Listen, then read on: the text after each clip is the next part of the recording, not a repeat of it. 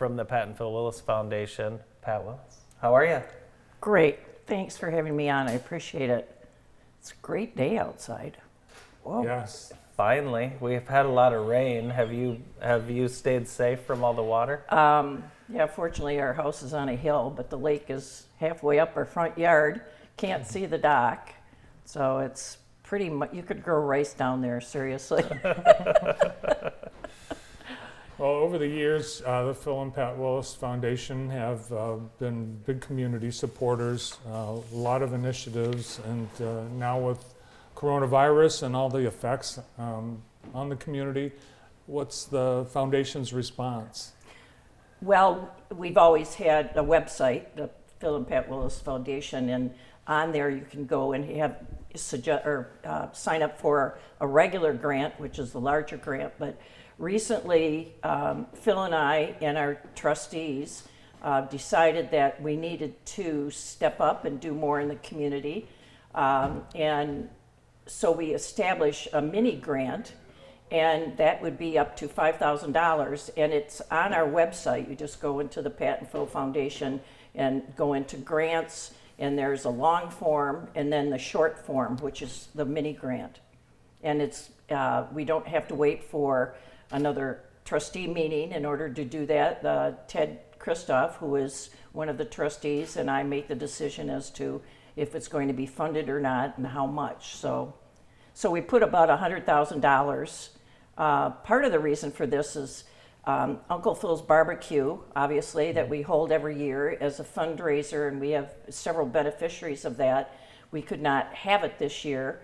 So we felt concerned about the safety of the people there, but also the new venue, which was Lumen Christi, was allowing us to use their facility, but they've shut down and cleaned it to get ready for fall, so they didn't want to reopen for us, so which is fine, but I think we'll probably use that venue next year. So, but the beneficiaries of that obviously weren't going to be beneficiaries because we couldn't have the funds, so we decided to make a grant to them anyway, and then came about the mini grant application. And so at this point we've put aside $100,000 to give to various nonprofits in the community that have suffered in one way or another from the coronavirus. So Yeah, I think this was going to be a milestone year for the Uncle Phil's Barbecue too, wasn't it? Yes, I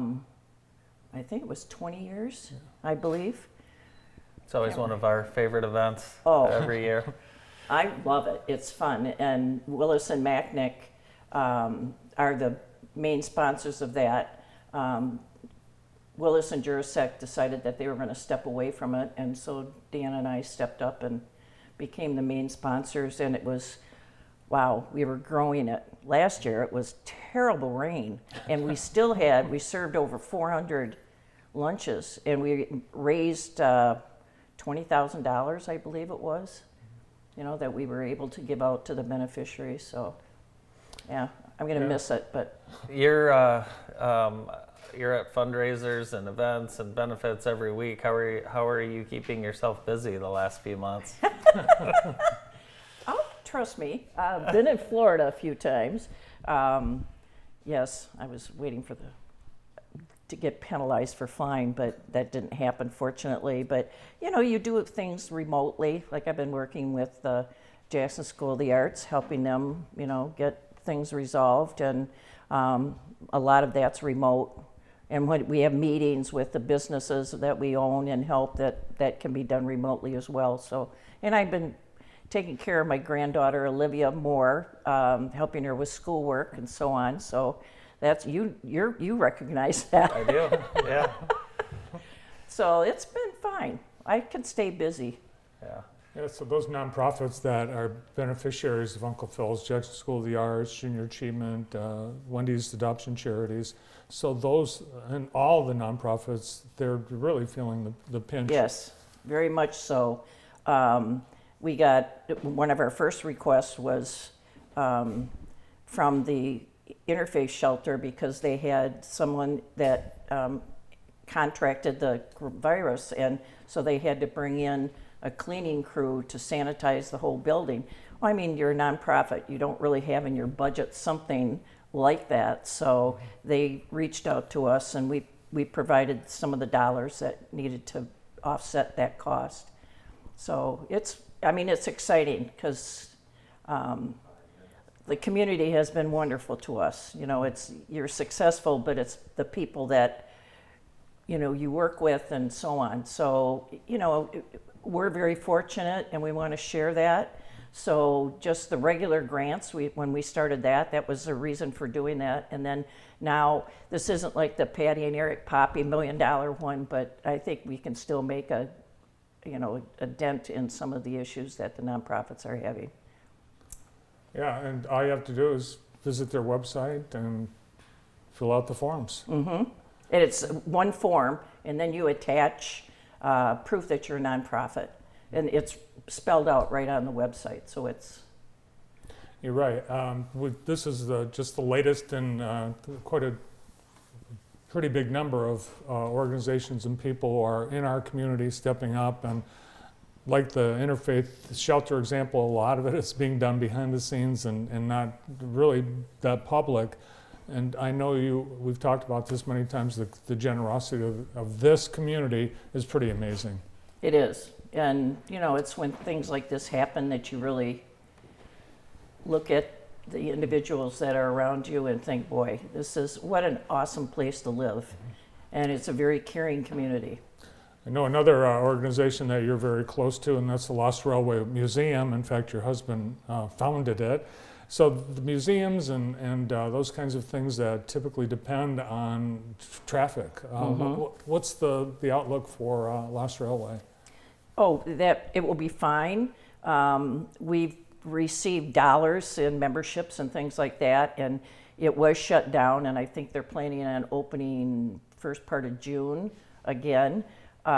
It's most of the dollars that come in to support the Lost Rail are through various fundraising functions that we have out there, and also individuals that, you know, will make a grant and so on. People have been very generous. It's kind of interesting that building that the Lost Rail is in was actually Phil's dad's Ford dealership and implement dealer way back. So it was kind of near and dear to his heart, because I looked at the building and I thought, you got to be kidding me. But it is awesome now. It's beautiful, yeah. It is you haven't been absolutely there. awesome. I'm very proud of what has happened there. So What's you were in Florida early March, I think. What's Florida like compared to Michigan as far as just as far as how we're handling the coronavirus? It was never closed up quite as tightly as Michigan. Miami was the big hot area, I guess, for the virus, but it got people outside walking and doing things that they probably wouldn't have if they were able to get in their car and go to a store or whatever. You had to do a lot of virtual shopping if you needed anything, but you know, you spend good time with your family, and we'd have a get together in our neighborhood, and people would take chairs into somebody's driveway and just space ourselves 6 feet apart. But now, last time Phil and I were down there, which was last week, you could actually go to a restaurant, which was awesome. Because let's face it, when you pick it up and bring it home, you still have the dishes. But you know, and we wanted to support the restaurants because they've been awesome, and the employees. So you know, you want to get out there and make sure they know you appreciate them being there. There's still some things closed down there, but this is going to be a really tough getting back to normal, especially for smaller businesses.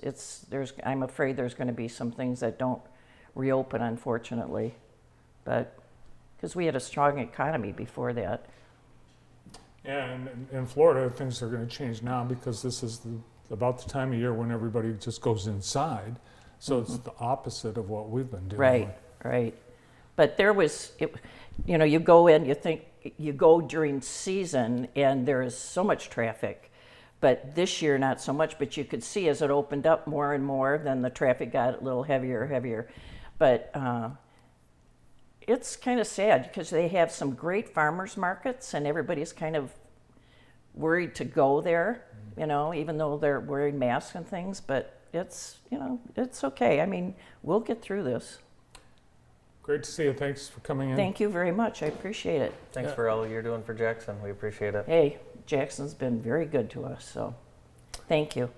From the Phil and Pat Willis Foundation and Willis and Macknick, Pat Willis. Stay tuned. More of the morning show.